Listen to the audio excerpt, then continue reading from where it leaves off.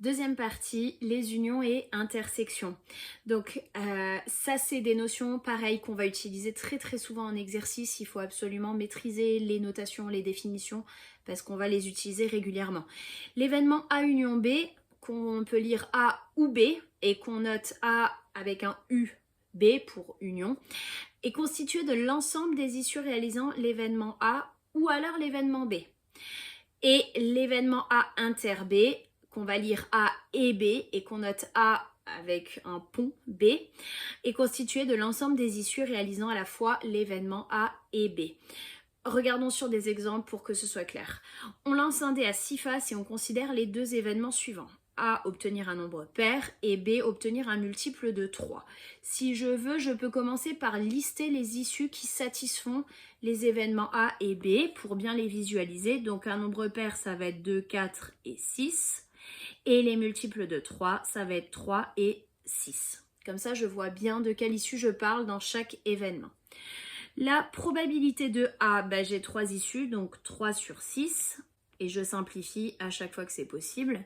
Et la probabilité de B, il y a 2 événements, donc 2 sur 6, qui me donne un tiers après simplification. Si je veux maintenant la probabilité d'avoir A ou B, on parle de l'union, donc on le note P de A union B, le U, c'est l'un ou l'autre. Autrement dit, j'ai un 2, un 4, un 6 ou un 3. Le 6, je ne le compte pas 2 fois puisque c'est le même nombre. Autrement dit, j'ai 4 possibilités, donc 4 chances sur 6. Je simplifie, ça me donne 2 tiers. Et la probabilité d'avoir A et B à la fois, donc un nombre qui est à la fois pair et à la fois un multiple de 3.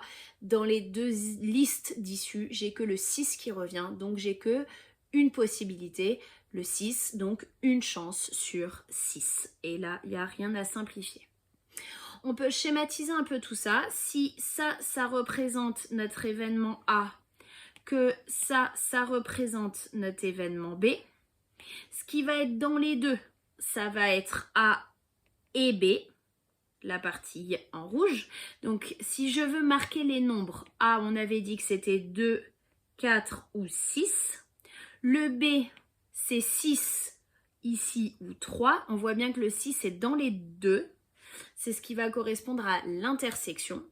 Et si je prends tout ça, la totalité de tout ce qu'on a comme possibilité, là on a A ou B. Voilà schématiquement comment on peut dessiner les choses.